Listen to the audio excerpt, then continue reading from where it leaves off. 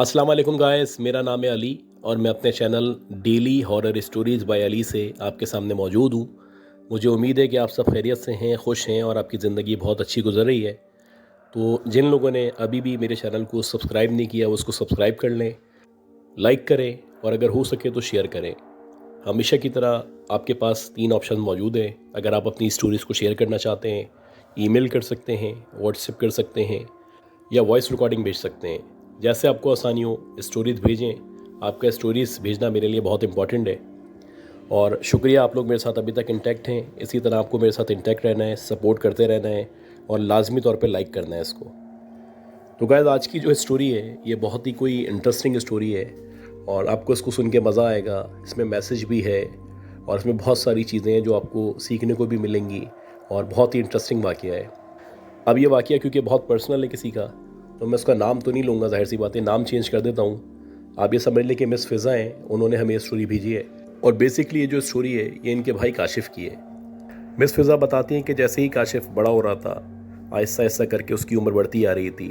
तो हम लोग ये नोट कर रहे थे कि जो उसकी उठना बैठना है या उसकी जो गैदरिंग है वो सही लड़कों में नहीं है। खैर, वक्तन फ़वक्तन इसके जो पेरेंट्स थे या इनके जो फादर मदर थे या जो सराउंडेड जो भी कज़न्स वगैरह थे या जो भी बड़े लोग थे, वो उसको समझाते रहते थे कि भाई अपनी गैदरिंग चेंज करो। बुरे लोगों में बैठोगे तो बुरी चीज़ें सीखोगे, अच्छे लोगों में बैठोगे तो फ्यूचर भी अच्छा होगा। अब ये जो काशिफ़ था ये मुंह पे हाँ हूँ कर देता था, लेकिन पीछे जो है उसके दोस्त वही थे। खैर, जैसे जैसे इसकी उम्र बढ़ती चली गई, ये 13-14 साल का हुआ, फिर 15 साल का हुआ, तो ये 9th क्लास में आ गया। और जब 9th क्लास में आ गया तो हमारी जो सोसाइटी में ट्रेंड हुआ करता है कि आम तौर पे बच्चे जो हैं वो 9th क्लास में आते ही कोचिंग सेंटर्स में एडमिशन ले लेते हैं, क्योंकि उनको लगता है बोर्ड का एग्ज़ाम देना है और वो खुद से नहीं पढ़ सकते या स्कूल में उन पर इतनी तवज्जो नहीं दी जाती। खैर, एडमिशन इसने भी ले लिया और फिर ये कोचिंग जाने लगा। अब जब से ये कोचिंग जाने लगा तो इनके घर वाले बताते हैं कि इसमें बहुत सारी चेंजेस आना शुरू हुए और वो जो चेंजेस थे वो इस तरह के थे कि जो अक्सर अपने बुरे दोस्तों में बैठता था, उन दोस्तों में इसने आहिस्ता आहिस्ता करके उठना बैठना छोड़ दिया। ज़्यादातर ये घर में रहता और अपने आप को कमरे में बंद रखता और बज़ाहिर ऐसा लगता कि बड़ा कोई फोकस हो गया स्टडीज़ पे। हाँ, एक दोस्त था इसका और उसका नाम जो है अली था, उसके साथ इसका मुसलसल रब्ता था। अब ये बताती हैं कि इसी दौरानी में ऐसा हुआ कि इनका जो भाई था वो कोचिंग में जहाँ पे जाया करता था, अब वहाँ पे बहुत सारी लड़कियाँ भी आया करती थीं। तो वहीं पे एक लड़की आती थी जो रोज़ाना कोचिंग आया करती थी। तो इनके भाई को वो लड़की पसंद आ गई और उसको देख के वो पसंद करने लगा और बाकायदा उसके इश्क में गिरफ़्तार हो गया और हर वक्त उसके बारे में सोचता रहता। अच्छा, वो जो लड़की थी वो बड़ी साउंड बैकग्राउंड की लड़की थी और वो टोटली स्टडीज़ पे फोकस थी। यानी वो इस तरह की कोई बात नहीं करती थी, ना इस तरह का कोई इशारा दिया करती थी, ना उसके एक्शन से या गेस्चर से लगता था कि वो इस तरह की लड़की है। लेकिन इनका जो भाई था वो मुकम्मल तौर पे एक आशिक बन चुका था और 24 घंटे उसी के बारे में सोचता रहता। कोचिंग पहले चले आता, उसके आने से पहले उसके रास्ते में खड़ा हो जाता और जाने से पहले उसके रास्ते में खड़ा हो जाता। उसका इंतज़ार करता रहता, उसको देखता रहता। बज़ाहिर ऐसा लग रहा था कि रोज़ाना कोचिंग जा रहा है, लेकिन कोचिंग जाने के बाद वो मुसलसल उसे ही देखता रहता था। लेकिन वो जो लड़की थी वो किसी भी किस्म का रिस्पॉन्स नहीं किया करती थी, ना घास डालती थी।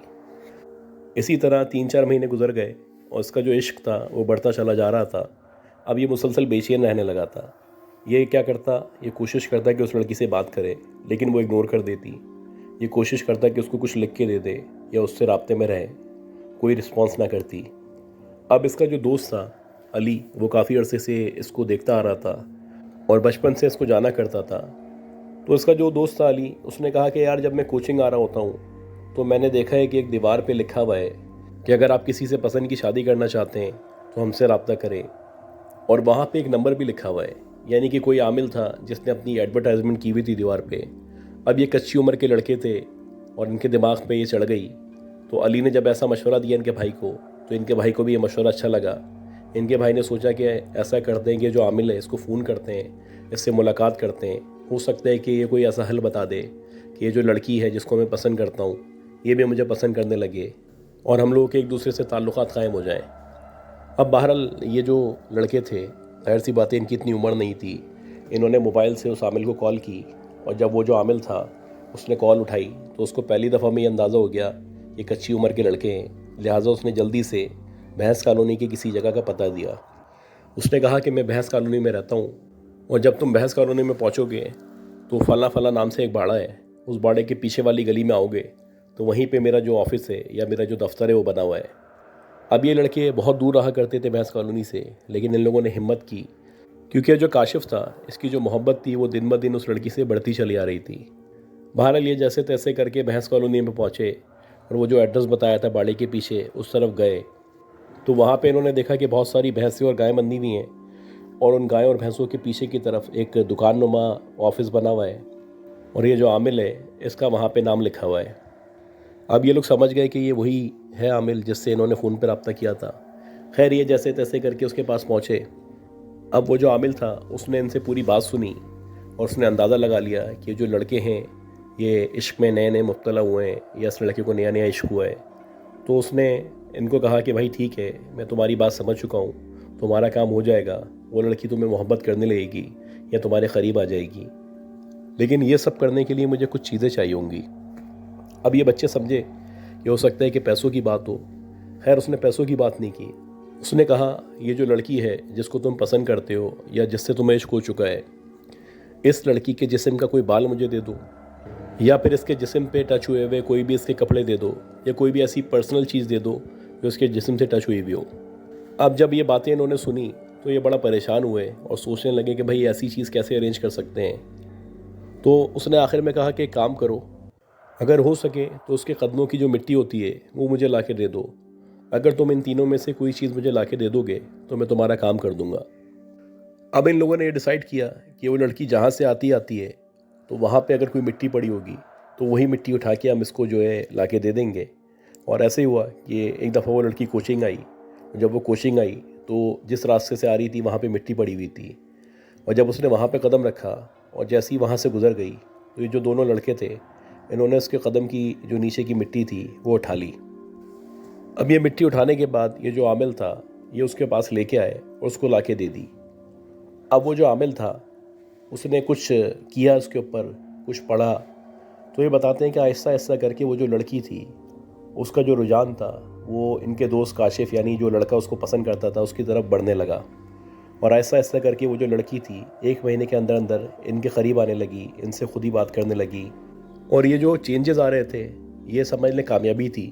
اور یہ لڑکا خاص طور پہ خوش ہو چکا تھا کہ جس عامل کے پاس گیا ہے اس نے ان کا کام کر دیا ہے۔ اب یہ لڑکی ان کے آہستہ آہستہ قریب آتی آ رہی ہے۔ پھر ایک دن آیا کہ ان لوگوں نے آپس میں نمبر ایکسچینج کیے، بات چیت شروع ہو گئی، اور اس طرح دونوں کے درمیان ایک پیار محبت کا سلسلہ شروع ہو گیا۔ اب یہ جو پیار محبت کا سلسلہ تھا یہ مشکل سے 1 ڈیڑھ مہینہ چلا کہ ایک دم سے ایک دن ایک بہت ہی بری خبر آئی، اور وہ جو بری خبر تھی وہ یہ تھی کہ وہ جو لڑکی جو اس لڑکے سے پیار کرنے لگی تھی یا اس کے عشق میں مبتلا ہو گئی تھی اس کا ایک بہت برا ایکسیڈنٹ ہوا ہے، اور باقاعدہ ایسا لگتا ہے کہ اس کی جسم کو یا اس کی باڈی کو کچل دیا گیا ہے، اس کی ڈیتھ ہو گئی ہے۔ یہ جو خبر تھی یہ ان کے بھائی کاشف پہ بہت زیادہ اس نے اثر کیا، اس کی جو ہے وہ پوری کی پوری روٹین ڈسٹرب ہو گئی، وہ ایک دم بہکا بہکا رہنے لگا اور ایسا لگنے لگا اس کی زندگی نامکمل ہو چکی ہے یا ادھوری ہو چکی ہے۔ اب بہرحال وہ جو لڑکی تھی اس کے پیرنٹس وغیرہ بھی بڑے حیران تھے کہ ایک دم سے کیا ہو گیا یہ، اور باقی یہ جو انسٹیٹیوٹ تھا جہاں پہ یہ لوگ پڑھا کرتے تھے وہاں پہ بھی 2-3 دن کے لیے چھٹی اناؤنس کر دی گئی تھی۔ اچھا جیسے جیسے وقت گزرتا چلا گیا تو یہ جو کاشف تھا اس کے ساتھ عجیب و غریب قسم کے واقعات ہونا شروع ہوئے۔ کبھی ایسا ہوتا کہ یہ بیٹھا ہوا ہوتا، پڑھنے کی کوشش کر رہا ہوتا تو اس کی بکس تھیں وہ ایک دم سے نیچے گر آتیں۔ کبھی یہ بکس کہیں رکھے آتا، واپس آ کے دیکھتا تو کچن میں رکھی ہوتی۔ کبھی ایسا ہوتا کہ اس کے جو کپڑے تھے، جو پریس ہوئے ہوئے کپڑے تھے، ان کو کوئی باقاعدہ کاٹ دیتا یا ان میں سوراخ کر دیتا۔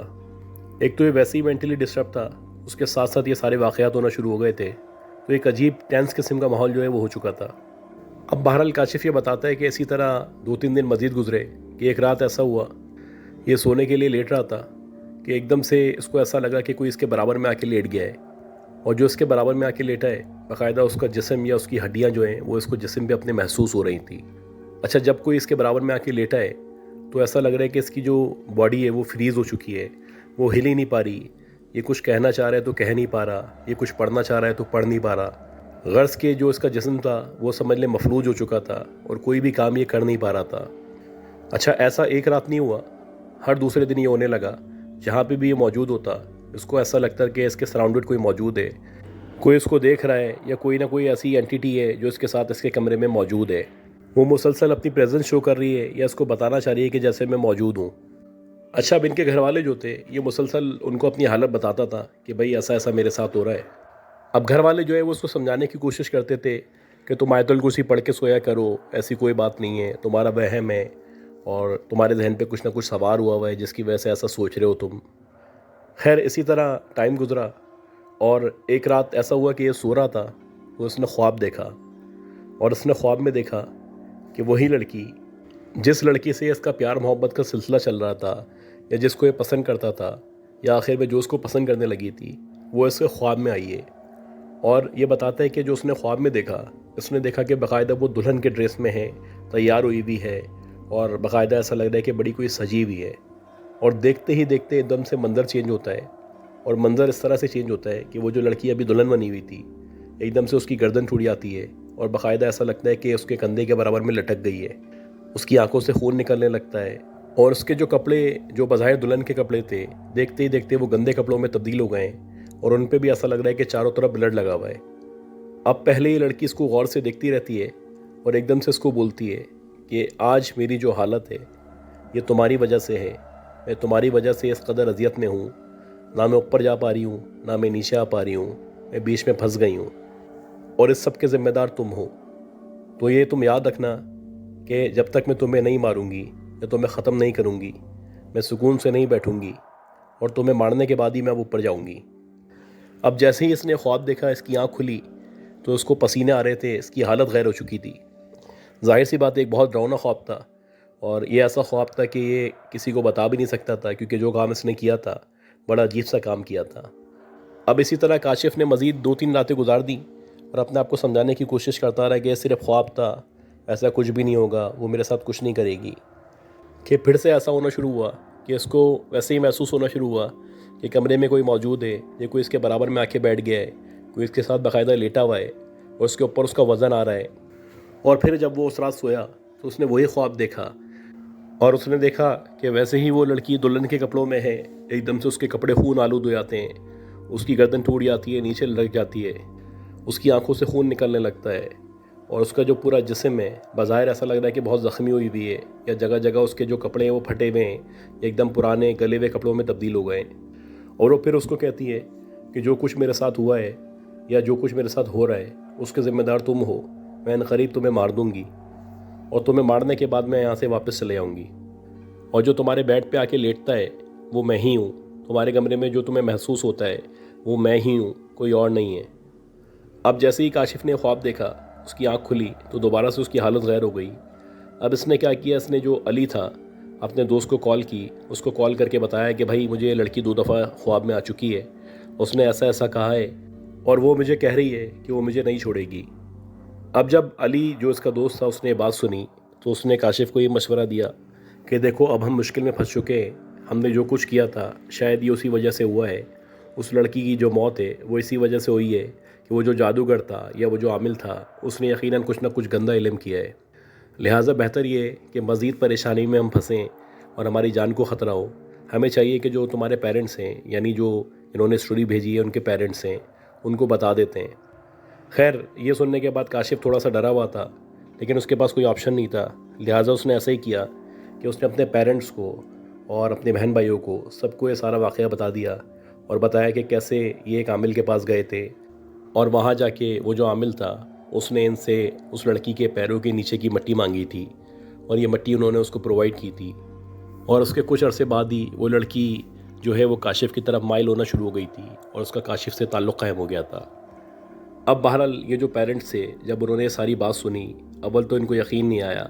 بہرحال اس کے بعد جب انہوں نے یقین کیا تو بڑا پریشان ہو گئے کہ یہ تم نے بہت بڑی غلطی کر دی ہے، تم پتہ نہیں کس عامل کے پاس چلے گئے، ہو سکتا ہے وہ کالا جادو کرتا ہو یا سفلی عمل کرتا ہو،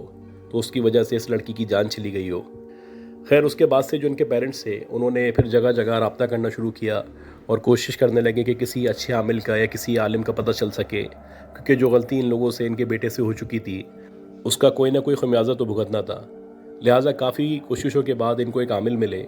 اور وہ جو ہے کسی مشہور جگہ پہ بیٹھا کرتے تھے، اور ان کا بڑا نام تھا۔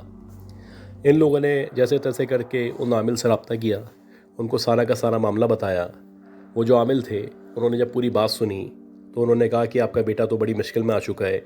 اور وہ جو جس کے پاس پہلے گیا تھا اس نے یقیناً کوئی کالا جادو کیا ہے یا کوئی سفلی عمل کیا ہے جس کی وجہ سے یہ سب کچھ ہوا ہے،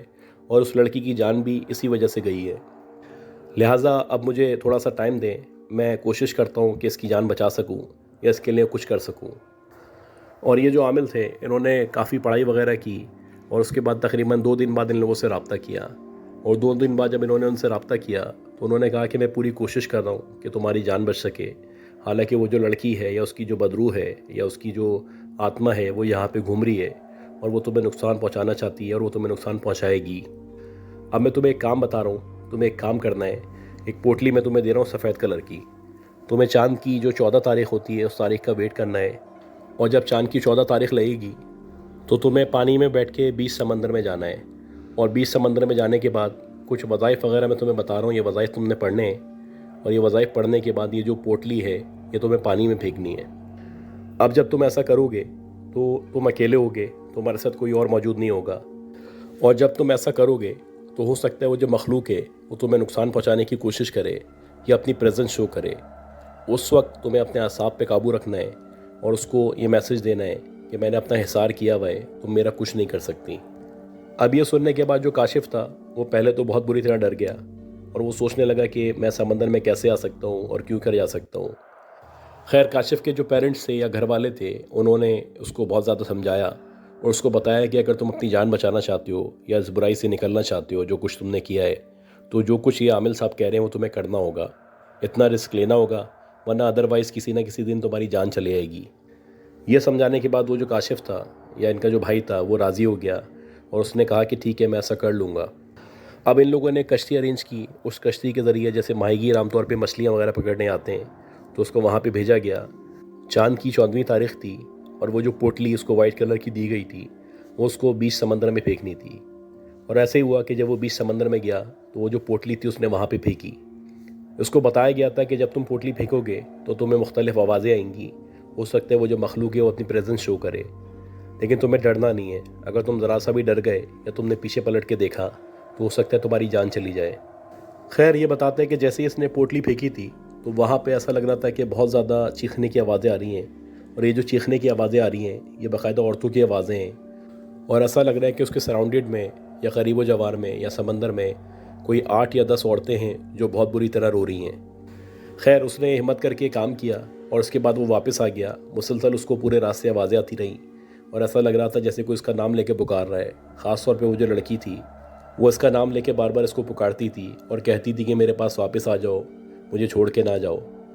خیر جب یہ گھر پہنچا تو اس کے بعد آہستہ آہستہ کر کے اس کی حالت بہتر ہونا شروع ہوئی، اور تقریباً 2 سے 3 مہینے مکمل طور پہ نارمل ہو گیا۔ اب یہ بتاتی ہیں کہ اللہ کا شکر ہے کہ ان کا بھائی جو ہے وہ مکمل طور پہ ٹھیک ہے، لیکن کبھی کبھی یعنی سمجھ لیں کہ چاند کی 14ویں تاریخ کو یا مہینے میں ایک دفعہ ایسا ہوتا ہے کہ اس کو ایسا لگتا ہے کہ کوئی اس کے قریب موجود ہے یا کوئی اس کو اپنی پریزنس شو کر رہا ہے، لیکن اس سے زیادہ مزید کچھ نہیں ہوتا، نہ ڈراؤنے خواب آتے ہیں، نہ کوئی نقصان پہنچنے کا اندیشہ ہوتا ہے۔ اور سب سے اہم چیز یہ کہ جو ان کا بھائی ہے جس نے سب کچھ کیا تھا ایک لڑکی کو حاصل کرنے کے لیے، وہ آج بھی شرمندہ ہے، اس کو افسوس ہوتا ہے کہ اس نے جو بھی کیا وہ غلط کیا تھا، اور وہ اس چیز کو مانتا ہے کہ ایک لڑکی کی تو جان گئی، اس کے ساتھ ساتھ جو ہے اس کی آخرت بھی خراب ہوئی۔ تو گائز اسی لیے کہا جاتا ہے کہ جو بھی اللہ تعالیٰ کا طریقہ کار ہے یا جو فیئر طریقہ ہے یا جو سمجھ لیں کہ آسان راستہ ہے، سیدھا راستہ ہے، اس پہ آپ کو چلنا چاہیے۔ اگر آپ کبھی بھی کسی بھی چیز کو غلط طریقے سے، ناجائز طریقے سے حاصل کرنے کی کوشش کرتے ہیں تو بظاہر تو ایسا لگتا ہے کہ وہ آپ کو مل گئی ہے، لیکن اصل میں وہ آپ کو ملی نہیں ہوتی۔ وہ سمجھ لیں کہ آپ کو کچھ عرصے کے لیے ملی ہوتی ہے، اور کچھ عرصے بعد وہ آپ سے دور ہو جاتی ہے، اور نہ صرف آپ سے دور ہوتی ہے بلکہ پھر وہ کبھی بھی آپ کو نہیں ملتی۔ لہٰذا ہر چیز کا ایک طریقہ کار ہوا کرتا ہے۔ اگر آپ کسی کے ساتھ غلط کریں گے، ناجائز کریں گے، جادو کریں گے، سفلی عمل کریں گے تو یقیناً اس کا برا انجام ہوگا، اور یہ جو کچھ برا ہوگا وہ آخرت میں نہیں ہوگا، آخرت کے ساتھ ساتھ دنیا میں بھی ہوگا۔ لہٰذا میں ایسے کام سے، ایسے پاتھ سے اوائڈ کرنا چاہیے۔ امید کرتا ہوں آپ کو یہ جو اسٹوری ہے یہ پسند آئی ہوگی، اس میں آپ کو جو میسیج ہے وہ ملا ہوگا۔ تو پلیز آپ سب بھی ایسی چیزوں سے بچیں اور سیدھے راستے پہ چلیں، اور دعا کریں کہ اللہ تعالیٰ ہم سب کو صحت دے، زندگی دے، آسانی فرمائے، اور ہمارے سارے کام بن جائیں۔ اپنا خیال رکھیے گا۔ اللہ حافظ۔